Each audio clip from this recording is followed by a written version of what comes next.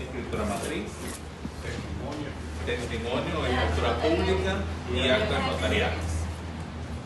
Y además los instrumentos públicos son aquellos emitidos por el funcionario en el ejercicio de sus funciones. Por lo tanto, decíamos, la certificación de una partida de nacimiento es un instrumento público. De igual manera existen lo que son los instrumentos privados, y en este caso los instrumentos privados son aquellos cuya autoría recae en los particulares. En este caso significa el señor A y el señor B realizan un contrato. Este contrato, si no lleva una auténtica por notario o si no es validado por notario, sería simple y sencillamente un documento privado. De igual forma, manifestábamos que en 999 en el literal A también manifiesta, Romano 1 tiene, también manifiesta que existen documentos públicos, auténticos y privados. Para eso, ustedes ya hemos mencionado en la clase anterior que los documentos auténticos ya no existen, sino que el Código Procesal Civil y Mercantil absorbe y reúne la figura en un solo documento llamado documento público, ¿verdad? De igual manera, los instrumentos privados, según la misma doctrina y la del Código Procesal Civil y Mercantil, determina que aquellos instrumentos públicos que no tengan lo que son las solemnidades que la ley establece para su existencia van a ser considerados como instrumentos privados. Con todos estos podría ser comprobado entonces lo que son las obligaciones mercantiles dentro de lo que es una carga documental. Sin embargo, el número 7, ¿verdad?, también establece lo que son otros medios, y dentro de esos otros medios también se encuentran lo que nosotros conocemos como títulos valores. Si bien recordamos, Derecho Mercantil 2 se establecía, ¿verdad?, que los títulos valores tenían ciertas características: autonomía, literalidad, legitimidad, incorporación y circulación. Y sobre todo hacíamos alusión a la incorporación como una necesidad, ¿verdad?, física, donde yo digo, este es mi título, lo puedo tocar, sé que tiene un contenido de letras, sé que tiene un contenido de números y sé que tiene un valor, y no solo un valor económico, sino un valor probatorio. Esto lo decíamos en Merca 2, donde necesariamente el título valor se convertía en también un título de prueba, la prueba fehaciente en un proceso mercantil. Si hablamos de un título valor, será el título valor y el título valor en original. No puedo agregar una copia certificada, ¿verdad? Son de las pocas excepciones que existen a las copias certificadas, donde el título requiere ser el original para que tenga validez. De igual forma, tenemos a lo que son las facturas. Sin embargo, no solo son las facturas emitidas por los comerciantes, las facturas ordinarias que ustedes conocen como facturas comerciales o crédito fiscal, sino que aparece otra figura de facturas. Y decíamos que se encuentra la factura cambiaria. Y la factura cambiaria tiene un régimen especial de circulación de la factura cambiaria, donde la ley y el régimen especial lo determina como un título valor. Un título valor que debe de cumplir con ciertas características. Obviamente y normalmente, pues ese título valor, como son impresos o se van a encontrar en formularios litografiados, implicaría que van a cumplir probablemente con lo que son los requisitos del régimen especial. Sin embargo, el propio régimen determina que en caso de que no cumpla con los requisitos, no invalida el contenido de la factura cambiaria, pero sí lo transforma en un documento privado. Es decir, pierde fuerza ejecutiva a través de la acción cambiaria como tal. Y por lo tanto, recordemos que los documentos privados están sujetos a ¿qué? A comprobación, ¿verdad? Porque debo de verificar el cotejo, me van a mandar a llamar, me van a decir, mire, esta es su firma, yo puedo decir que sí, puedo decir que no, y si digo que no, me van a llevar al grafólogo y me va a poner a firmar 5.000, 4.000, 500.000 veces hasta que verifique que la profundidad o los trazos sean similares a lo que son las firmas que aparecen en ese instrumento como tal.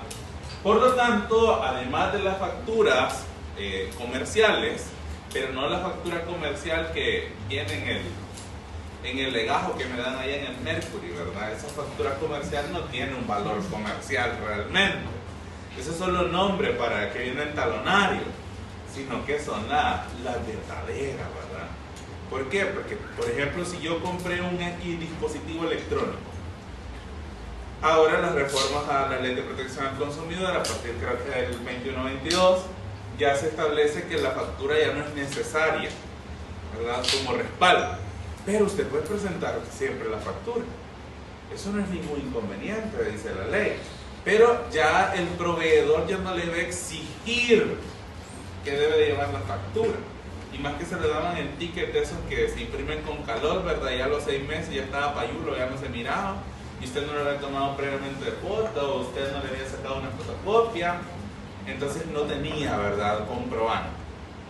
Sin embargo, anteriormente era necesariamente lo que era la factura, el ticket o el comprobante de pago que reflejaba los pagos que usted había realizado o el pago por la compra realizada. Esa factura también tenía la posibilidad de ¿qué? De demostrar la adquisición de la mercadería o de los productos y por lo tanto estaba sujeto a una X o Y garantía. Ahora no, ¿verdad? Van a buscar en los registros que tenga el proveedor y va a verificar que usted en X o Y fecha adquirió lo que es un determinado producto sin necesidad de la factura. Pero habrán ocasiones en las cuales sí son necesarias para garantías especiales que la misma ley así lo determina. Por lo tanto, esa es una obligación mercantil, la que tiene el proveedor de poderme cambiar o reparar el bien que previamente yo he comprado. Acá en esta parte del cambio de las garantías existen otras regulaciones debido a que existen garantías directas de lo que es el proveedor y también existen garantías del productor. Puede ser que el proveedor a usted le dé una garantía de 1 año, pero alguna vez ustedes han comprado algún bien que dice garantía hasta por 5 años, o garantía hasta por 3 años, y a usted el proveedor solo le da 6 meses, 1 año, 3 meses, pero esas son garantías extendidas. E incluso está también alguna categorización de garantías que usted adquiere un bien y dice producto garantizado, pero no se refiere a la garantía extendida o a la posibilidad de garantía, sino que se refiere a que ha sido probado o comprobado por lo que es el proveedor y que está seguro que ese producto funciona. A eso se refiere a un producto garantizado. Y a otras garantías extendidas que son a través de otro tipo de contratos mercantiles que usted las puede adquirir para canje inmediato por daños o pérdidas o que se le haya alterado lo que es el contenido de su producto. Pero algunos de estos sí van a requerir lo que son facturas por garantías especiales. Luego mencionamos el 3 y el 4, donde aparece lo que es la correspondencia postal y la correspondencia telegráfica, que realmente mencionábamos que estas dos ya no estaban tan en uso, ¿verdad? ¿Cuántos de ustedes recibieron un telegrama?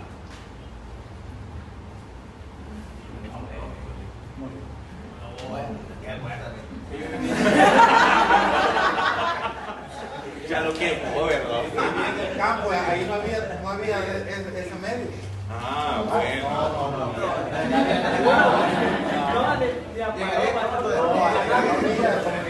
Y era una frase, ¿verdad? Pero sí conocieron o escucharon hablar de los beepers. Sí, yo soy uno. Ah, pues el beeper era similar a un telegrama, pero electrónico. Usted llamaba, decía quién era el dueño del beeper y le daba el mensaje. Entonces a un operador, y el operador te mandaba el mensajito al beeper y sonaba el beeper. Ese es casi un telegrama moderno, me debería decirle yo. Pero en este caso la correspondencia postal y la correspondencia telegráfica es porque anteriormente incluso habían contratos en derecho mercantil, contratos por correspondencia. Le mandaba ya de la comercial X para que usted aceptara los términos contractuales que tenían y se firmaba y se volvían a remitir por correspondencia. Y en algunos de esos también esa correspondencia podía estar autenticada por notario. Sin embargo, mencionábamos que tanto la correspondencia postal como la correspondencia telegráfica han evolucionado. Y realmente ahora las obligaciones mercantiles las puedo demostrar a través de una llamada telefónica. Y les colocaba yo el ejemplo que cuando le llaman a usted le dicen esta llamada está siendo grabada por control de calidad. Y mencionamos el caso de Mauricio, ¿verdad? Que él tenía un X consumo mensual y la telefonía le llamaba para ofrecerle un plan quizás por unos 3 o 5 dólares menos que el consumo que él coloca al celular de manera prepaga. Entonces le dicen, mire, le vamos a mandar un enlace, ese enlace usted lo va a llenar, nombre, DUI, después de eso está el segundo paso que debe de mandar la fotografía de el derecho y al revés de su documento único de identidad y luego va a aparecer una pantallita donde usted debe firmar así con su dedo y ya después le llega a usted una hojita en PDF a su correo y ahí aparece la firma suya estampada tal cual la ha marcado en la pantalla de su dispositivo. Eso también se convierte en un contrato. La pregunta acá es, ¿ese es un contrato digital o ese es un contrato electrónico?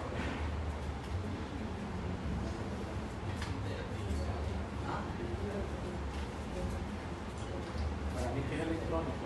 ¿Por qué?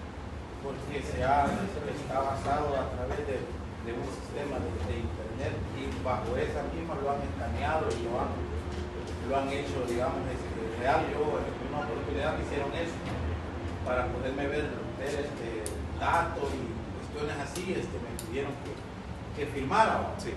Filmé y me apareció allá en el correo. Muy bien, sí. ¿Alguien más? Para mí que es electrónico, también lo que sería digital tal vez es la firma que uno la hizo con el dedo y quedó digital, pero no es electrónico. El contrato como tal vez sí podría considerarse electrónico. Muy bien. ¿Qué más?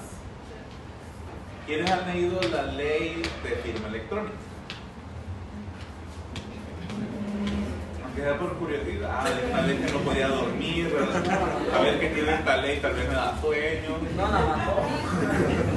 Yo creo que es digital, porque no la he leído esa ley, pero como cuentan y dicen que la firma electrónica se tiene que como que comprar y después de eso como que se supone que como que con un clic ya se pone la firma electrónica tal cual.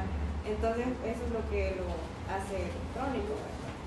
Entonces, Y aparece por eso es una leyenda y en su firma dice firmada electrónicamente por, que le da la autenticidad de una firma holográfica, de una firma estampada de su puño y letra. La cuestión acá es, y aquí yo les voy a decir lo siguiente, es y a la vez no es, porque los usos y costumbres mercantiles son muy diferentes a lo que son los usos y costumbres civiles. Para que un contrato civil tenga esa validez, necesariamente sí tendría que estar en el registro de firma electrónica del BCR. Necesariamente usted tendría que pagar su membresía de la firma electrónica que ya tiene previamente establecida la tasa del BCR.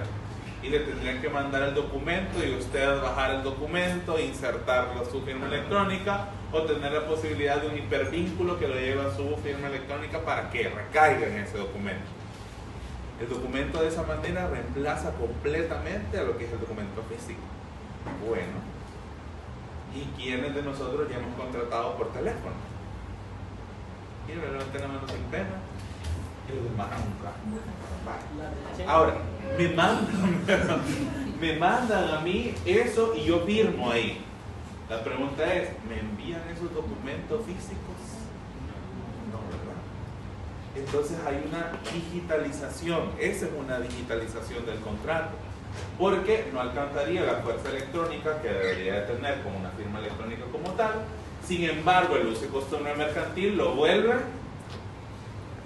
suficiente.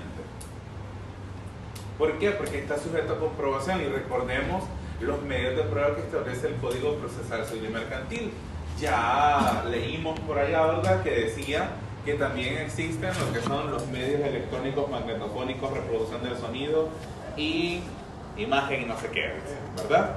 Pero la cuestión es, no, o sea, el contrato no va a tener la misma validez que un contrato firmado por su puño y letra o que sea un contrato electrónico, pero sí va a tener una llamada donde usted fije que no le ha hecho el clic aquí donde es que le tengo que puchar a usted, y le va a decir el operador, a la parte derecha superior de su dispositivo le va a aparecer un botón tal, y usted pulsa. ¿Ya lo encontró? Sí. Es que le di vuelta al celular, entonces cambia la configuración también, ¿verdad? Entonces, todo ese tipo de situación va a estar en la llamada que usted contrató. Quizás el documento no vaya a tener la fuerza necesaria, pero va a ser complementario a. Entonces es un contrato realmente digital, porque para que sea electrónico debe de contener la firma electrónica propiamente tal, como lo dice la ley. ¿Ambos suplen el soporte físico? Sí, pero si yo hablo de un contrato electrónico, este no necesitaría de la grabación, ¿verdad?, donde le estaba indicando a usted qué era lo que iba a hacer, y que incluso lo pasaron a otra área para comprobar que su voluntad y su consentimiento era contratar en ese momento. Si llegase a ocurrir algún impasse, ¿verdad?, que normalmente eso no ocurre. O, bueno, ahora incluso están las contrataciones por WhatsApp para renovaciones de contrato, ya se puede hacer por WhatsApp, y ya está un bot que le va ayudando a usted cómo va a realizar lo que son los pasos para su renovación en un determinado momento. Y sale lo que es un contrato. ¿Cuál sería la prueba en una renovación por WhatsApp? Obviamente el teléfono no se maneja solo, ¿verdad? Usted lo estuvo tocando en ese momento. Y usted dice, no, que seguramente había un malware en mi teléfono y por eso yo no me di cuenta. Y, o sea, si usted alega tal situación, va a necesitar un peritaje en su teléfono para verificar que de verdad existía ese malware y decir sí, en efecto. Ahí en el mismo momento se tenía una conversación simultánea. ¿Cuál es el plan que tenemos? Porque me estaba ofreciendo uno y quiero decirle que es el mismo mío. Entonces ahí quizás no había un malware, ¿verdad?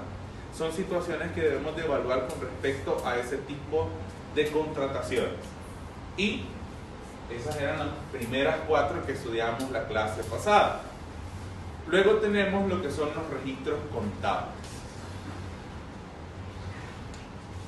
En ese caso, cuando hablamos de registros contables, primero, ¿quiénes están obligados a llevar una contabilidad formal? Los comerciantes individuales cuando superan los $12,000, y todas las sociedades. No importa si la sociedad vende $1 en el mes, debe llevar contabilidad formal. Las sociedades, por lo tanto, están más que todo obligadas a llevar este tipo de registros contables, donde pueden tener el registro también de las obligaciones mercantiles que tienen, tanto donde ellas pueden ser deudoras como donde ellas pueden ser acreedoras. En este caso nos dice Mengíbar Mendoza, estos son considerados como soportes físicos, libros, aunque también pueden ser digitales, que registran la actividad económica de la empresa como parte de las obligaciones de los comerciantes, colaborando de esta forma a verificar la situación financiera de la empresa en determinado. ¿Qué es lo que yo voy a decir? Los comerciantes mayores a ¿cuánto dijo? $12,000. Gracias. En este caso, ¿qué espero o qué voy a tener dentro de lo que es mi registro contable? Y aquí nos dice 3 situaciones. 1, el nivel de endeudamiento que tenga la empresa. Segundo, la disponibilidad de capital para el funcionamiento. Tercero, el funcionamiento de la empresa, ya sea con costos y gastos como tal. Ubiquémonos en el artículo 411 del Código de Comercio.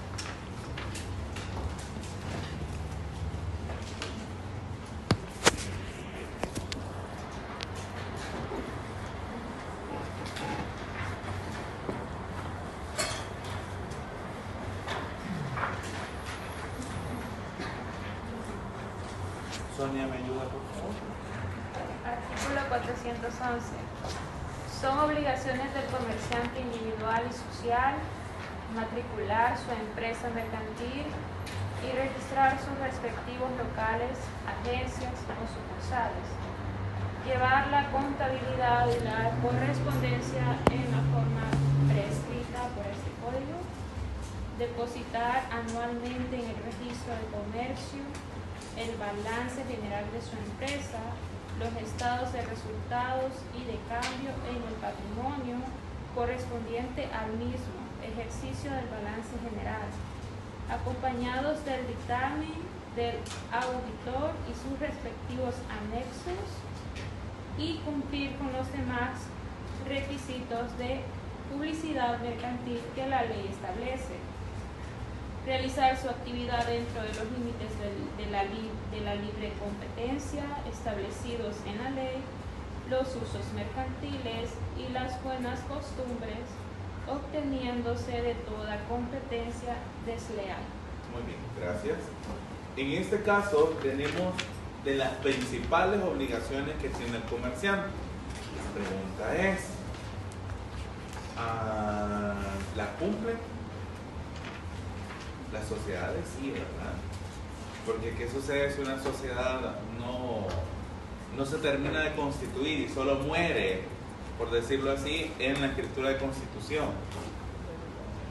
Es irregular, ¿verdad? La sociedad debe de registrarse y después de estar debidamente registrada, debe también de tener un registro con Hacienda para ser contribuyente, ya sea mediano o gran contribuyente en su momento. Pero de igual manera, si usted verifica el Romano 1 del 411, nos dice matricular su empresa mercantil y registrar sus respectivos locales, agencias o sucursales. ¿Cuántos comerciantes informales hay en El Salvador? Quizás no tenemos un número específico, ¿verdad? Pero hay muchísimos. Por ejemplo, la señora de la fruta enfrente de la U. ¿Cuánto tiempo cree usted que la señora de la fruta tiene aquí enfrente de la U de tiempo? Muchísimo. Incluso cuando yo entré a la U ya estaba la señora ahí de la fruta. Y no ha variado mucho sus precios. No, la verdad sí lo ha variado. Pero la cuestión es, ¿alguna vez usted le ha pedido un ticket?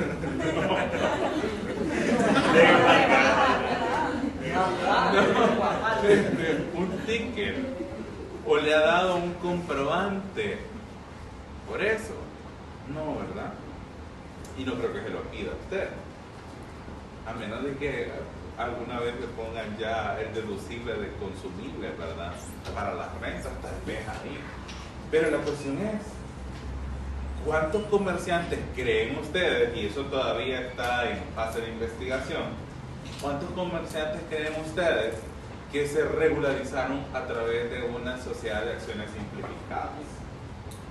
Porque si recordamos, el legislador se estableció hace un año y fracción, estableciendo la necesidad de regular el comercio informal y la oportunidad que iba a tener las sociedades de acciones simplificadas para que con el capital de $1 pudiera formalizarse el comercio como tal. Pues sí, pero formalizarse el comercio para tener una matrícula de comercio, pero no le decían al comerciante todo lo que conllevaba la responsabilidad de una sociedad.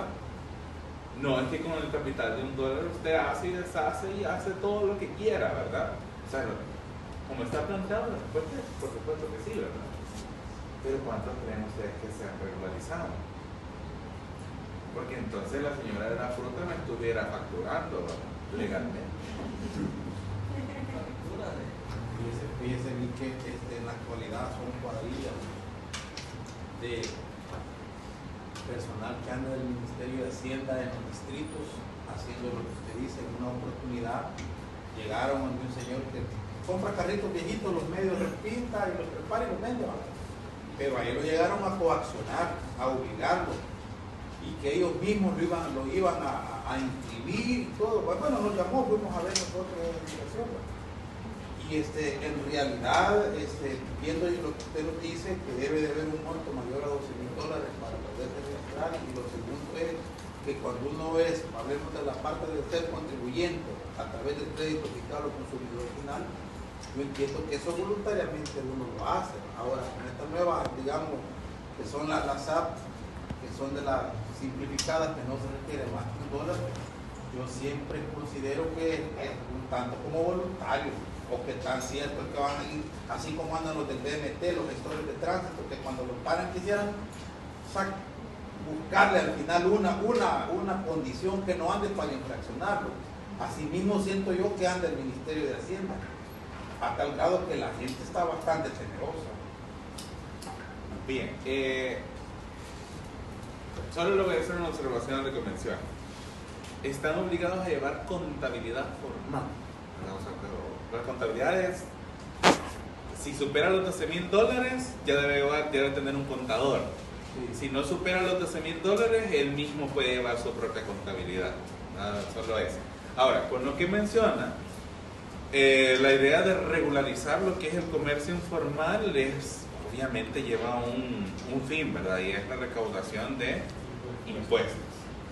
Y como no lo lograron con la SAS, entonces están los permisos de salubridad, ¿verdad? Que empezaron a colocar a negocios de comedores, pupuserías y demás, y al final voy a tener un registro de estos comedores, pupuserías, ventas de X comidas. Y ¿qué es lo mejor para esto? Que se regularice, ¿verdad? Porque le voy a dar un permiso de salubridad y al final en un determinado momento me van a pedir una personería jurídica o que realmente esté constituido lo que es el comerciante individual como tal, o la empresa individual de responsabilidad limitada, o la empresa individual de comercio, ¿verdad?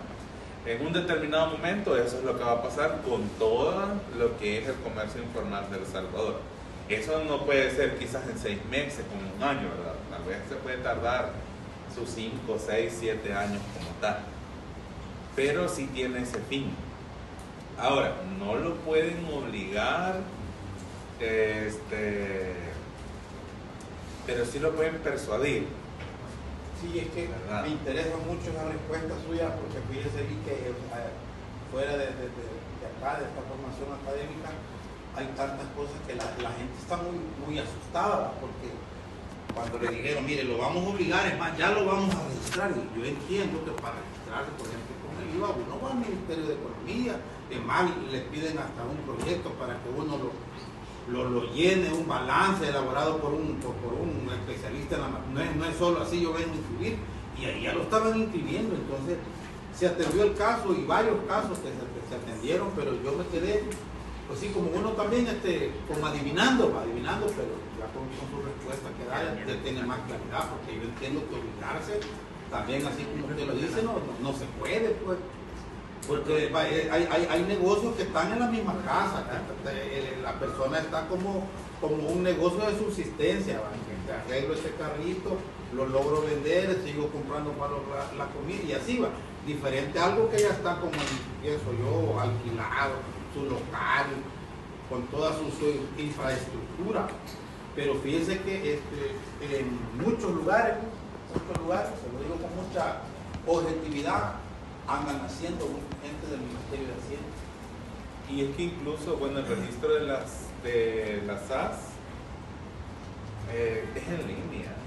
O sea, si tiene internet, una computadora o un dispositivo con una pantalla bastante grande, ahí mismo lo puede hacer y se lo hacen en el momento del registro y le envían ya de una sola vez, bueno, pagando con el NPE, ya le envían directamente lo que es la credencial, ¿verdad? Inscrita. Entonces, sí tiene ciertas ventajas lo que es este tipo de sociedades por su facilidad de inscripción. Sin embargo, obligarlo no pueden, pero sí pueden persuadirlo. Sí, correcto. Y le digo esa parte de la persuasión porque sí me pueden colocar a mí un determinado número de multas, ¿verdad? Porque estoy tributando sin darle nada al Estado, estoy obteniendo cierta ganancia y el Estado no está persiguiendo esa ganancia que usted está obteniendo. Entonces lo pueden multar, y lo mismo pasa incluso con los comercios formales, aquellos que ya están constituidos y por algún motivo se le olvida facturar y llega por ahí una figura que se llama el fedatario y quizás que compró $1, $2 o menos y no le dieron el correspondiente, la correspondiente factura o comprobante, ¿verdad? Y son sujetos a multas o incluso hasta cierres de sucursales o locales, ¿verdad? Son medidas que el Estado realiza para concientizar al comerciante de poder regularizar las situaciones. Entonces en cualquier momento vamos a llegar a todo eso. Ahora, ubiquémonos por favor en el 437 del Código de Comercio.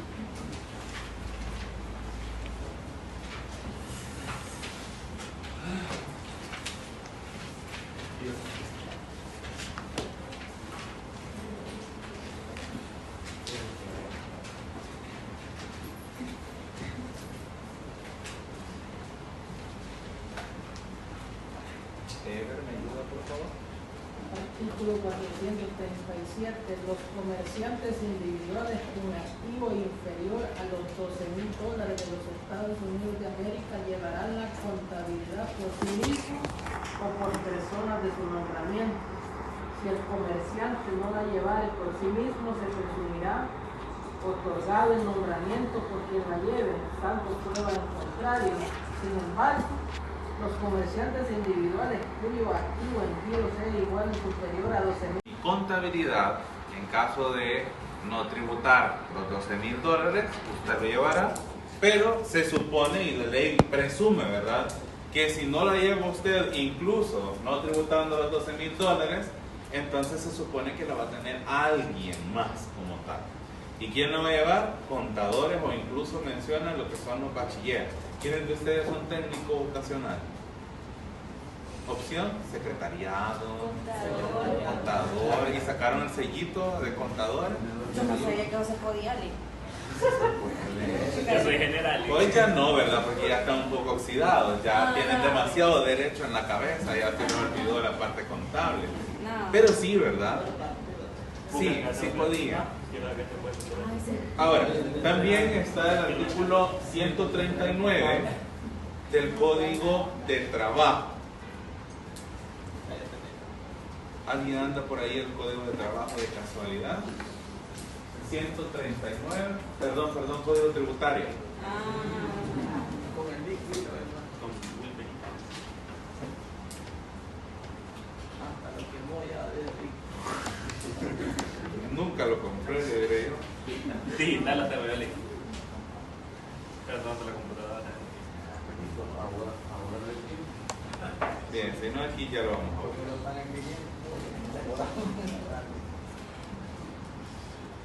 Bien, el artículo 139 del Código Tributario dice: para efectos de este código se entiende por contabilidad formal la que, ajustándose consistentemente a uno de los métodos generalmente aceptados por la técnica contable, apropiado para el negocio de que se trate, es llevada en libros autorizados en legal forma. Están obligados a llevar contabilidad formal los sujetos pasivos que, de conformidad a lo establecido en el Código de Comercio o en las leyes especiales, están obligados a ello. La contabilidad formal deberá complementarse con los libros auxiliares de cuentas necesarios y respaldarse con la documentación legal que sustente los registros, que permite establecer con suficiente orden y claridad los hechos generadores de los tributos establecidos en las respectivas leyes tributarias, las erogaciones, estimaciones y todas las operaciones que permitan establecer su real situación tributaria. Los asientos serán en orden cronológico de manera completa y oportuna en idioma castellano y expresados en moneda de curso legal. Las operaciones serán asentadas a medida que se vayan efectuando y solo podrá permitirse un atraso de 2 meses para los efectos tributarios. No podrá modificarse un asiento o registro de manera que no sea determinable su contenido primitivo. Tampoco podrá llevarse a cabo modificaciones tales que resulte incierto determinar si han sido hechas originariamente o con posterioridad. Y continúa, pero ya me cansé de estar leyendo. Y ustedes lo leen después. 139 del Código Tributario. En este caso, ya el código determina el orden cronológico, porque están los libros diarios que debe de llevar lo que es la empresa o la sociedad para tener un registro de todas y cada una de las transacciones que realiza, porque después hay que hacer los cortes que pueda tener en el mes. Y si ustedes recuerdan, por acá el 411 también determinaba los balances generales que se deben de presentar cada fin de año, y es fin de año fiscal, ¿verdad? No fin de año justo el 31 de diciembre. Para este caso deberá de presentarse lo que es la autoridad tributaria, es decir, el Ministerio de Hacienda, lo que son estos registros contables, donde determina efectivamente a través de los libros diarios hasta el balance general que deben de presentar anualmente lo que son las empresas o prácticamente pues las sociedades o los comerciantes, mejor dicho. Para este punto, incluso el Código Tributario determina que no se pueden modificar, o por lo menos no se pueden modificar si no tengo el respaldo del asiento primitivo. ¿Esto qué significa? Que sí puedo modificar en algunos casos. Y si ustedes recuerdan, algunas de estas partidas o algunos de estos balances podrán estar generados en ciertos códigos numéricos, porque se supone que usted como contador, usted como contadora, usted como administrador de empresa, usted como técnico en contaduría, pues se sabe todos y cada uno de los códigos, ¿verdad? 00001 es para tal cosa, 00012 es para tal cosa, 0.0002 es esto, y así sucesivamente. Que están activos, pasivos, propiedad, plantilla y equipo, efectivo y equivalentes, y otras partidas más que se supone que un contador con solo verlo pues ya se ubica, ¿verdad? Yo tengo que ver todavía el manual donde vienen todos los códigos, y la cuestión es que los códigos de El Salvador no son los mismos que Guatemala, no son los mismos que Honduras, no son los mismos que México, sino que hay algunos que sí se pueden mantener y otros pues que varían directamente de estado a estado. Ahora, este punto con respecto a los registros contables, sobre todo porque me establece y yo necesito saber el nivel de endeudamiento que tiene, o sea, cuánto debo, o si es que no debo, ¿verdad? Debe de haber ahí un punto de equilibrio, porque siempre nos dicen debe de haber un punto de equilibrio, y incluso a nosotros nos enseñan, o sea, no puedo ni deber tanto ni tener demasiado, porque si tengo demasiado, ¿de dónde es que tiene usted tanto? Y cómo es que no cumple con sus obligaciones mensuales, ¿verdad? O es que no compra nada o vende las cosas demasiado caras. También esa disponibilidad de capital para el funcionamiento, porque usted necesita liquidez para ciertas obligaciones, sobre todo si tiene obligaciones a corto plazo, y también la liquidez para poder cumplir con ciertas obligaciones a largo plazo, si tiene créditos que superan o no superan los 12 meses, y así la clasificación que puedan llegar a tener estos mismos. Y por último, ese funcionamiento que va a tener la empresa, que aquí lo tenemos un poquito más detallado. Primero, verificamos lo que es ese nivel de endeudamiento que permite evaluar la capacidad de la empresa para hacer frente a sus obligaciones financieras. ¿Qué pasa si la empresa deja de vender en un determinado periodo? ¿Puede esta empresa, con lo que tiene, solventar lo que son las obligaciones mercantiles?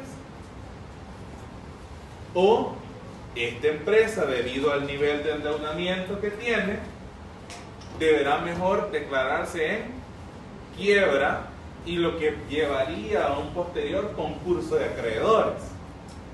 También tenemos lo que es la disponibilidad de capital, que va a revelar la liquidez y la solvencia de la empresa para operar y cumplir con sus compromisos. Hay una partida que se llama bancos y hay una partida que se llama caja general, y dentro de esa caja general también hay otra partida que se llama la de efectivos y la de caja chica. Hay políticas dentro de la empresa que van a determinarme cuánto voy a gastar o cuánto es lo posible que yo puedo acarrear dentro de lo que es una caja chica. Y usted puede gastar a cada uno de los proveedores hasta $150, suponiendo, ¿verdad? $150, es decir, una compra que no supere los $150 puede salir directamente de caja chica. Pero una compra que sea de 500 voy a necesitar entonces a ir a bancos y voy a tener que hacer ya sea una transferencia o voy a tener que hacer, bueno, hay tres cosas: la transferencia, ir a sacar el dinero porque eso es bien así, bien cuadrado, ¿verdad? Que solo en efectivo se paga, o la emisión de un cheque que respalde lo que es esa cuenta bancaria como tal del banco X, Y o Z que usted tenga dentro de lo que son sus registros. Pero entonces yo tengo que saber si la empresa va a tener la posibilidad de poder responder a una obligación diaria que se le presenta. Y ahora, con respecto a esto, también sabemos que el efectivo y sus equivalentes en una empresa, la mayoría pues van a provenir de lo que venden, ¿verdad? Y normalmente eso va a estar reflejado en cajas, es decir, en las cajas registradoras, 1, 2, 3, 4 las cajas registradoras que tengan activas, por supuesto. Y en este caso, pues también vamos a tener que tener un control sobre estas cajas.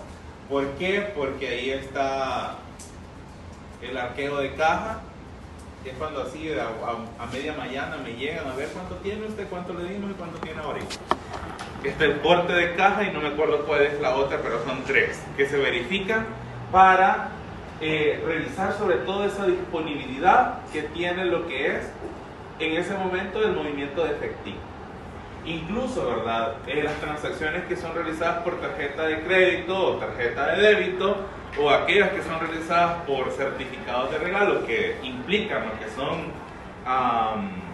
movimientos de efectivo, pues también deberían estar reflejadas en esa disponibilidad del capital. Y por último tenemos ese funcionamiento de la empresa, donde va a detallar costos, gastos, ingresos, proporcionando una visión clara de la rentabilidad y eficiencia operativa. Y es que incluso en ese funcionamiento de la empresa yo puedo tener una proyección de ventas. Y ojo que esa proyección de ventas yo no me la saco de la manga de la camisa. O sea, tal vez sí, ¿verdad? Pero esa proyección de ventas yo debo de tener un histórico de cuánto he vendido o cuánto pretendo vender. No es que yo digo, este mes yo voy a vender 1.000.000 de unidades y usted solo vendió 1.000. Ajá, y su proyección era 1.000.000 y todo lo que gastó para tener ese 1.000.000 de unidades. Por eso es que no es tan, o sea, yo creo, ¿verdad? Realmente en esta parte del funcionamiento de la empresa es muy metódico, porque usted debe de basarse en números. Como tal, las proyecciones de venta no es que yo voy a subir 300% en ventas. Quizás vaya a subir que un 25 o 21, pero es constante, ¿verdad? En un determinado momento en el tiempo, usted sí pudo haber subido sus ventas en un 300%, pero no va a ser de un trimestre a otro, de un cuatrimestre a otro, de un mes a otro, sino de un año a otro, e incluso de 2 o 3 años o de un quinquenio a otro, ver reflejado lo que son esos números como tal. De igual manera, aparece acá que estos registros contables son fundamentales para verificar la situación financiera de la empresa, determinando primero ese nivel de endeudamiento, la disponibilidad de capital, el funcionamiento en general y su valor probatorio dependerá de su regularidad y concordancia con la normativa contable. Es decir, los libros diarios deben de ser diarios. No es que ya a la semana me voy a poner a hacer todo lo que hice, ¿verdad? No, eso debe ser un registro diario. Incluso puede ser digital y después pasarlo en los libros físicos como tal. Lo bueno es que los registros digitales pues sí permiten modificación por si usted se equivocó, ¿verdad? O si usted se equivocó, puso más y era menos, o puso menos y era más, y ya no tiene que modificar lo que es el libro como tal. Luego tenemos, número 6, puedo comprobar las obligaciones mercantiles a través de testigos. ¿Y qué es un testigo? Pregunta de derecho procesal. ¿Qué es un testigo?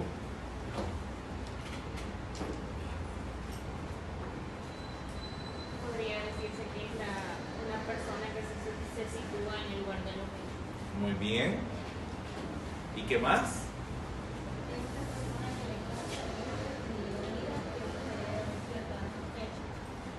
Muy bien, la persona que se ubica en el lugar de los hechos y le consta de vista y oídas los hechos mismos.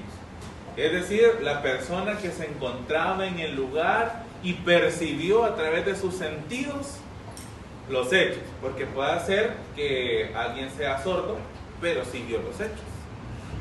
O puede ser que alguien sea ciego y sí haya escuchado. O puede ser que alguien no vio nada, pero sí sintió el plomazo, ¿verdad? Bueno, a ver qué está dando de afuera y le pasó ahí raspando. Puede pasar, ¿no? Y si usted recuerda, hay dos clasificaciones de testigos. Está en primer lugar el audito propio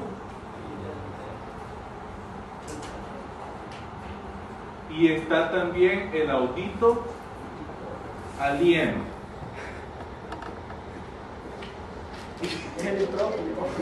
No, alieno. Es como de alien. ¿Y qué es el audito propio y qué es el audito alieno? Ajá. ¿El audito propio? El que le constan los hechos a través de sus sentidos. Y el audito alieno es el testigo que le comentaron los hechos. Pero ojo, ¿verdad? El audito alieno no es el que se dio cuenta ya por el chisme. El audito alieno debe de tener una figura específica. Es que a mí me contaron que, o por allá andan diciendo las malas lenguas y la mía que lo repite, tal cosa. No, ¿verdad? El audito alieno es que la víctima, que el imputado, que el demandante, el demandado, el que reclama el derecho, le ha dicho de manera directa. Y el ejemplo clásico que determina la doctrina penal es la víctima que ha recibido una herida de muerte y llega alguien por ahí, fulano, ¿qué te pasó, verdad? Me mató Oscar, le dicen, y se muere. Pero aquí tenemos 3 Óscares. Entonces, ¿cuál va a ser? Y los 3 están en la misma fila, ¿verdad? Oscar 1, Oscar 2, Oscar 3. A ver, identifique usted a través de las teorías del derecho penal del delincuente cuál podría haber sido. Oscar Adolfo, dicen todos. La teoría del etiquetamiento. Ajá, pero la cuestión es, el audito alieno debe tener esa calificación. Supo los hechos por, normalmente, la víctima, el imputado o aquel que reclama el derecho. Pero no es que después este le contó al otro, y este le contó al otro, y el otro le contó al otro, y así sucesivamente llega a la cadena, ¿verdad?, de 20 personas. Porque ese ya no es ni audito, ni alieno, ni nada, sino que es chismoso, ¿verdad? Ahí hay otra calificación.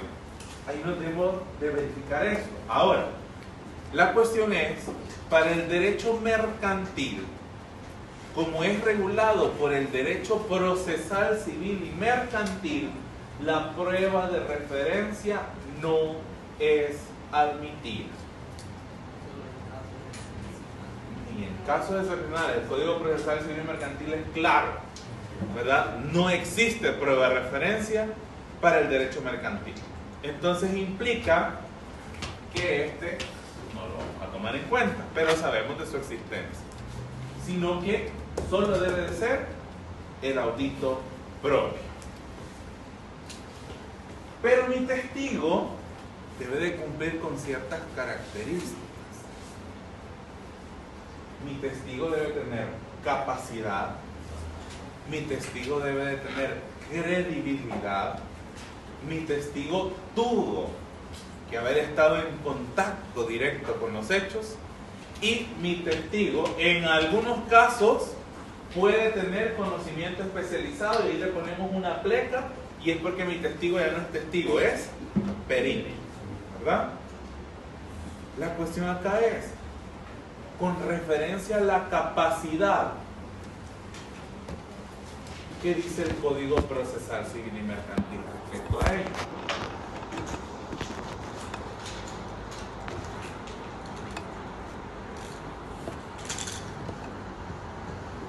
Y nos vamos a ubicar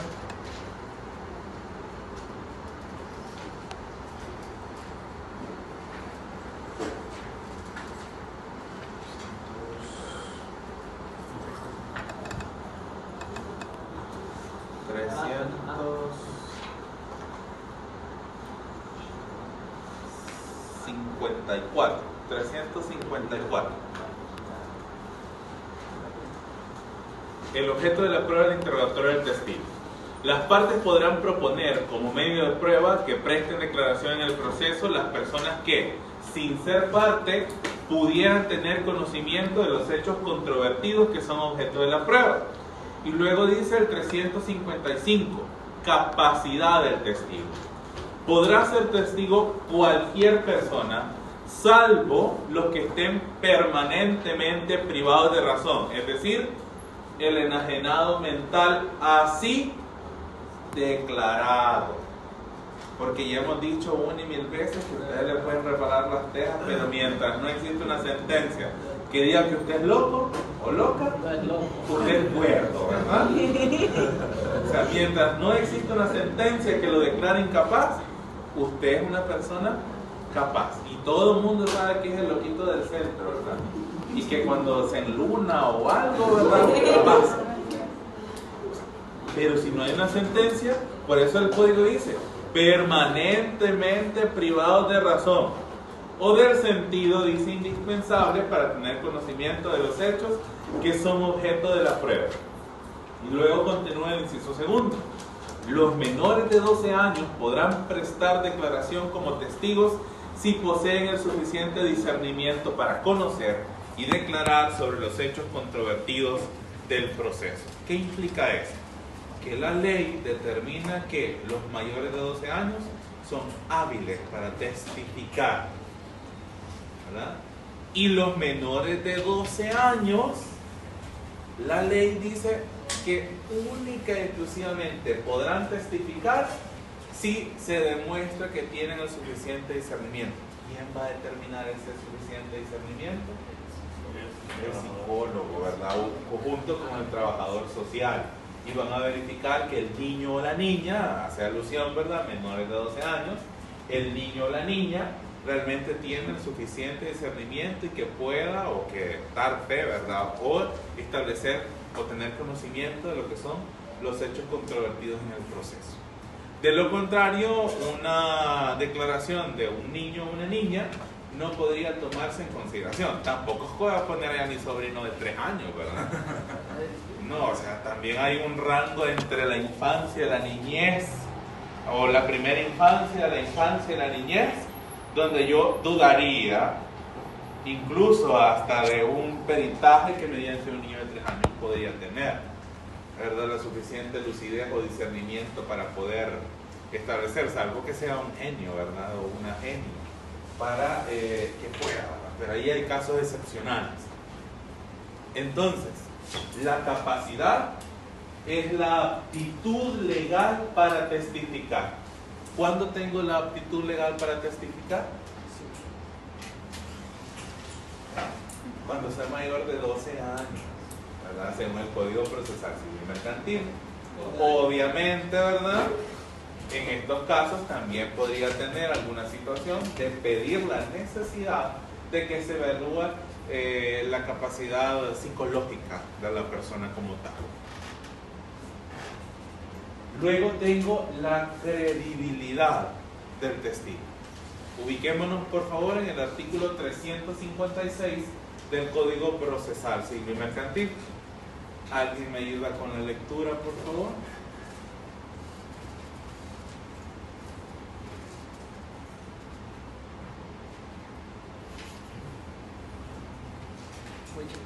La credibilidad del testigo dependerá de las circunstancias o hechos que determinen la veracidad de sus declaraciones. La parte que resulte perjudicada por la declaración de un testigo podrá alegar falta de credibilidad mediante cualquier medio de prueba pertinente, con base en el comportamiento del testigo mientras declara o en la forma en que lo hace. En la naturaleza o carácter del testimonio, en el grado de capacidad del testigo para percibir, recordar o comunicar los hechos sobre los que declara, en la existencia de cualquier perjuicio, interés u otro motivo de parcialidad que pudiera afectar el testimonio, o en manifestaciones o declaraciones anteriores del testigo. Si se presenta un acta o documento escrito donde conste dicha declaración, la parte que adversa tiene derecho a perfeccionar el escrito, a contrainterrogar al testigo sobre dicha declaración y a presentar prueba pertinente contra lo declarado por el testigo. La credibilidad del testigo podrá ser impugnada o suprimida mediante prueba de su carácter o reposición. No será admisible la prueba para impugnar o sostener la credibilidad de un testigo que se refiera a su creencia religiosa, a la carencia de ella o a sus condiciones políticas. Pierde credibilidad un testigo cuando queda establecido en autos de su deposición está basada en un mero juicio de valor derivado de sus creencias particulares. Muy bien, gracias Gisela. En este caso, ¿verdad?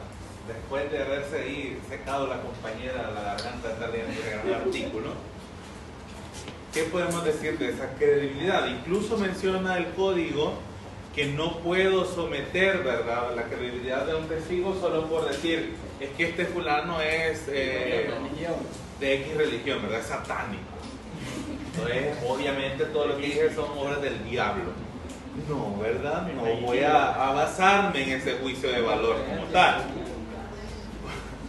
Y también, ¿verdad? Que este es del Frente, o este es de Arena, o este es de Nuevas Ideas, o este es de allá del Partido de la Rosa, o este es de Vamos. No, tampoco puedo basar lo que es la credibilidad del testigo en su convicción política, ¿verdad?, o sus valores y demás, siempre y cuando debo de determinar que esa credibilidad hace alusión a que de verdad me consten los hechos. Y aquí también tiene mucho que ver usted como abogado o como abogada, porque si usted hace un mal interrogatorio, pregunta las cosas como no son, entonces obviamente el orden cronológico que me va a dar mayor credibilidad al testigo se va a perder. O sea, si usted le hace una ensalada al testigo, el testigo le va a salir todavía un poco más florido, ¿verdad?, con lo que es el relato que usted le va a contar o le va a estar preguntando. Por eso me dice el inciso primero, la credibilidad del testigo dependerá de las circunstancias o hechos que determinen la veracidad de sus declaraciones. Eso también implica la preparación que tiene el testigo, que previamente usted tuvo que haberlo preparado, que tuvo que haberle preguntado una y mil cosas para verificar que realmente al testigo le constaba lo que eran los hechos, y lo que nos lleva entonces a la siguiente situación, estar en contacto.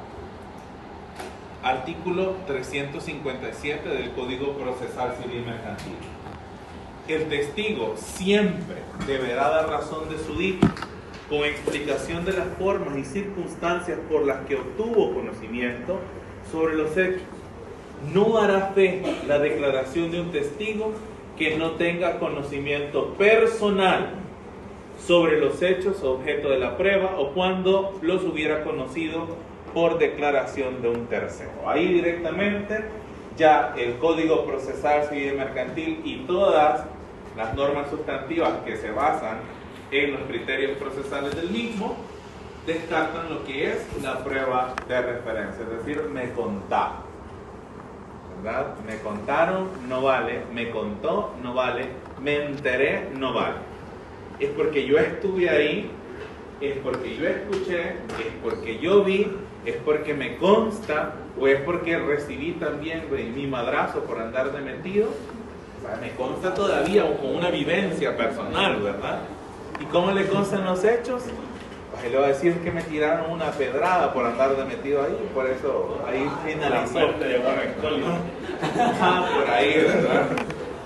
Entonces, en este caso, para el derecho mercantil no podría tener usted lo que es el testigo de referencia. Para el derecho penal ya se ha manifestado que excepcionalmente puede existir lo que es la prueba de referencia, pero sigue siendo la reina de las pruebas, la confesión, y posteriormente una forma de demostrar los hechos es una prueba testimonial, pero la prueba testimonial proveniente de este sujeto, del audito propio.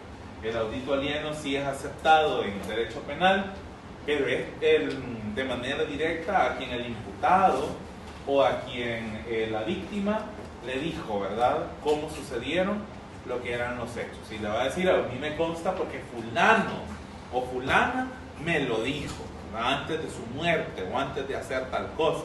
Allá le confesaron a Inmer que iban a ir a matar a X persona. Le dijo, no, le dijo, yo ahorita, ¿y qué estás haciendo? Le dije, aquí cargando esta pistola. ¿Y es tuya? No. ¿Y tiene licencia? Le dijo Inmer. No, tampoco. La fui a comprar en el mercado negro porque voy a ir a matar a fulano ahorita. Bueno, eso lo dijo el imputado. Y luego van a ir a matar a Inmer por andar de testigo, ¿verdad? Y resulta que matan al fulano. Y lo matan justamente con una pistola como la que Inmer vio. Pero no lo mató el fulano, lo mató otro, porque tenía varios enemigos, ¿verdad? Entonces ahí ya va a ser suerte de cada quien si se demuestra tal situación. Acá estar en contacto para dentro de lo que son las obligaciones mercantiles es indispensable. Y por último tenemos el conocimiento especializado, y aquí es algo que tenemos que decir, si es requerido, porque el que está obligado a tener conocimiento especializado es el perito. Ubiquémonos entonces en el 358 del Código Procesal Civil y Mercantil. Me ayuda Brenda, ¿verdad? No. ¿Usted? Joseph. Sí. Testigo de conocimiento especializado. Artículo 358. Si el declarante se refiere a hechos cuyo conocimiento requiere un saber científico, artístico o práctico, solo se tomará en cuenta su declaración cuando acreditare fehacientemente ser conocedor en el área de que se trata. Muy bien. En estos casos, normalmente, si yo voy a ofrecer lo que es un testigo con un conocimiento especializado, ya preferiblemente deberá de ser mejor considerado como perito. Pero la cuestión es que recuerde, el perito es porque va a demostrar un conocimiento especializado sobre los hechos como tal, porque levantó un acta, porque hizo un examen o porque hizo una prueba, ¿verdad? Aunque también los testigos podrán contar con ese conocimiento especializado si es requerido como tal, porque imagínense usted que además de testigo tenga un X conocimiento con el cual puede determinar si se pudo realizar o no una situación, pero no fue el que hizo el examen, no fue el que hizo la prueba, no fue el que constató los hechos, pero sí ha tenido la vivencia necesaria. Para eso ya el mismo código determina que si tiene conocimiento especializado, solo se va a tomar en consideración siempre y cuando se acredite fehacientemente que es conocedor o conocedora del área como tal. Y para esto también no importa lo que es el valor de la obligación o los montos de las obligaciones. Para el derecho mercantil se puede demostrar con testigos cualquier tipo de cuantía, a diferencia del Código Civil, que ya hemos manifestado, que aquellas obligaciones que no superen los 200 colones, ¿verdad?, eran las que iban a tener la posibilidad de ser demostradas a través de este tipo de pruebas. Y entonces estamos hablando si son 200 colones entre 8.75 son $22.86. Entonces, cualquier obligación que supere esos montos, pues obviamente, ¿verdad?, para el derecho civil no podrá demostrarse.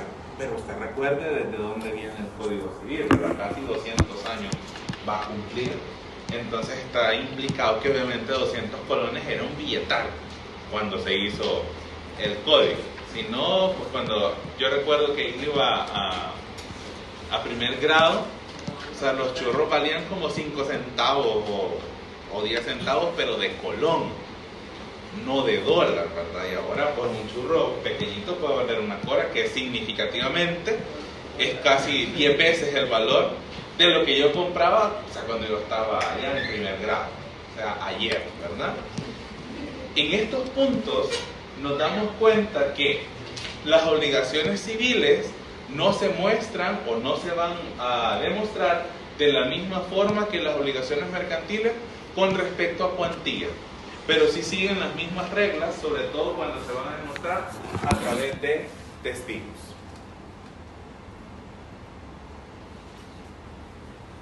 Luego el número o el romano 7 del artículo 999 establece, ¿verdad?, las demás admitidas por la ley. Todas y cada una de las formas que previamente establece el Código de Comercio, las leyes especiales, van a ser reconocidas como formas de establecer la prueba de las obligaciones mercantiles. Para esto tenemos un ejemplo, y es un ejemplo clásico, ¿no? Lo que son las actas de conciliación. Pero son las actas de conciliación realizadas en juzgados de paz, ¿verdad? Que mandé, perdí o le presté, ¿verdad? Y soy comerciante y le presté $2,000 a fulanito y lo mando a traer a conciliación al juzgado de paz y le digo, ¿verdad, fulanito, que usted me debe tanto? Y me dice, sí.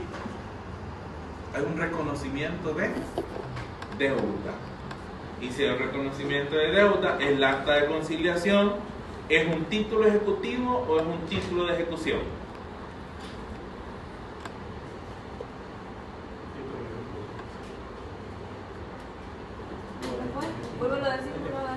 Si hay un reconocimiento de deuda, el acta de conciliación se vuelve un título ejecutivo o un título de ejecución.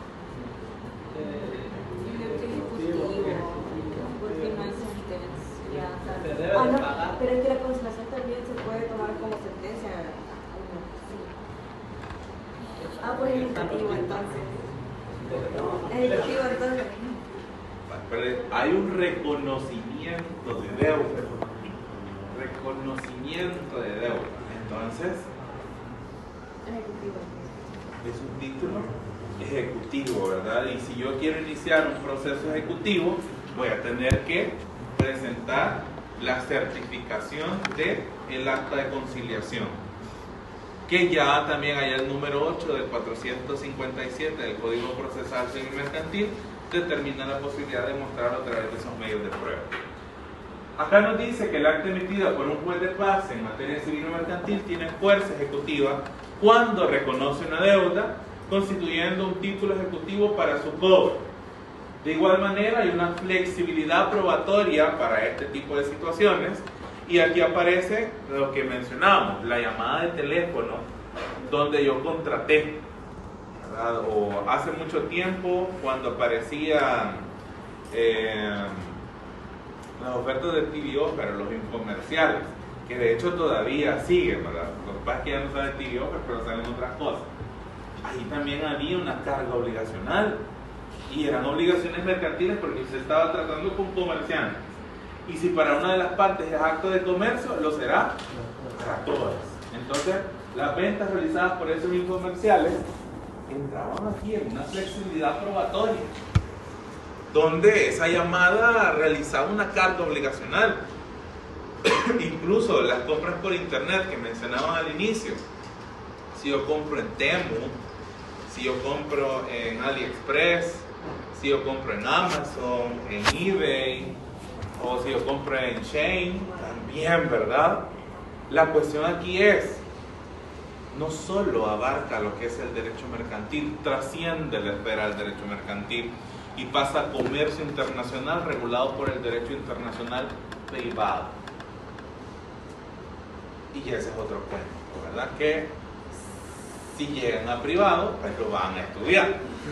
Si no llegan a privado, pues ni modo, lo van a ver el otro año cuando lleguen a privado. No es. Qué augurio, ¿verdad? Y lo van a pasar. Privado tal vez no, pero público sí. Esta flexibilidad probatoria, incluso, bueno, ¿quiénes han comprado por internet? Bien poquito, ustedes no están electrónicos, ¿verdad? A la antigüita, Link. Tengo que ir allá a la tienda a tocar, ¿verdad? A palpar.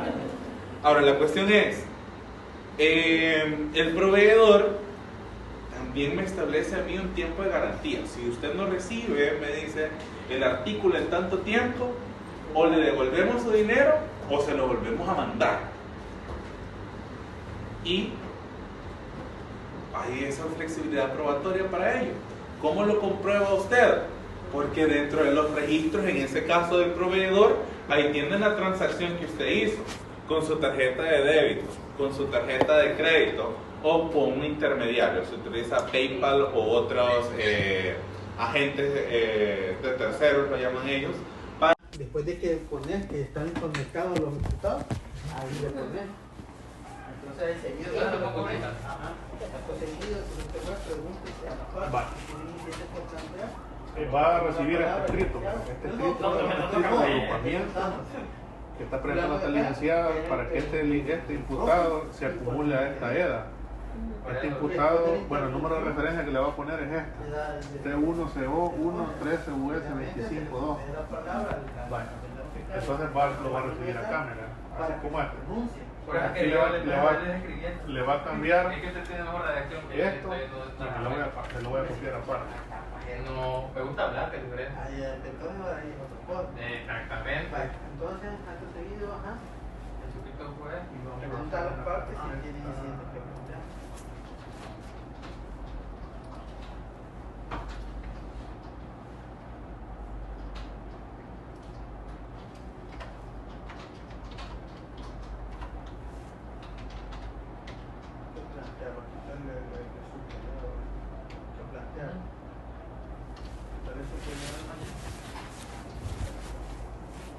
No. Eso dejátelo, subrayado dejátelo. Solo le vas a quitar ya para después, para ponerlo de lo demás. Eso. ¿Te lo dejo? Vale, dejátelo. Aquí, para allá esta parte. Aquí, y esta. Para lo siguiente. Y ahí le pones tomando la palabra, el Abisaí.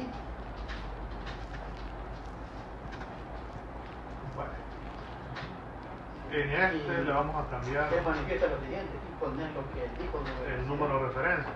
Aquí le vamos a poner Esto lo copiaste. este número. T1CO113. Y el número de referencia. Bueno, el número de referencia fiscal es la misma. Y le pone agrupamiento por clica Uber, Loco, Sureño, para eso queda igual. Lo único que le va a cambiar es esto. Es esto. Seguramente le concede la palabra. De ahí la fecha. Va ahí. La de ahora. Le va a poner la fecha de ahora y la hora se la vamos a poner ya cuando lo revisemos. Cuando termina lo que dice el fiscal. Vaya, entonces aquí va a copiar. Aquí se tiene que copiar. Hace saber a la parte porque que al final de la. Aquí está una parte, pero lo que necesito es que lo copie textual, así como está. Lo que puede hacer es que como cambie la misma información, vaya, por ejemplo aquí le va a cambiar. Por recibido el anterior escrito, cuál fue recibido en la Secretaría Judicial en fecha. Su decisión. Solo Sí, en caso de que el 19 de febrero. de un ¿Cuál solo, puede poner? Bueno, que fue recibido este día, ahí después se del lo presente año, sí lo vamos a recibir ahora. Suscrito por, aquí decía los licenciados, pero aquí le va a poner por la licenciada Y eso fue que estaba- Ana Sofía Solórzano y le quita el Wilfredo porque solo está una. El cual fue presentado por el licenciado Jorge Antonio Maya Medrano o por el señor, le pone y le cambio aquí, Jorge Antonio Maya Medrano. quien se edificó mediante su terreno de empleo número Para que no te confundas. 2950. Sí, de hecho Va a lo cambiar tiene aquí. aquí. Y ahí le ponen mayor de edad, abogado del domicilio especial de la ciudad de Solután. Actuando, aquí le tienen que poner en singular, porque aquí está en plural, abogados, mayores. ¿Me entiendes? Porque como eran dos, ¿verdad? En calidad de... En calidad de agente auxiliar del fiscal general de la República, el proceso penal instruido en contra de, y le pone aquí Mario Alexander Martínez alias Macora, coma y otro. Le pone así, ¿verdad? Bueno, aquí está, a quienes se les atribuye el delito de agrupaciones ilícitas, esto se lo va a dejar. Y le pone aquí y otro. A usted con todo respeto, en su calidad, en síntesis, le pone. Y le aquí va a leer, va a comparar, porque este es lo mismo. El presente caso se encuentra en la fase transicional como efecto del decreto 403 de fecha. Este es lo mismo. De lo que tiene que es hacer ir comparando, ¿verdad? Y modificando lo que tiene que modificar. Por ejemplo, aquí cuando llega la parte esta, por ahí dice, aquí está otra cosa. Ahora bien, bueno, no es atractivo, los signos de conflicto. Vamos a poner el chat GPT, ¿cómo se llama? Vaya, entonces, si quiere le voy a quitar esto. Se lo va a, bueno, ahí sí. ¿Cómo usted que lo considere?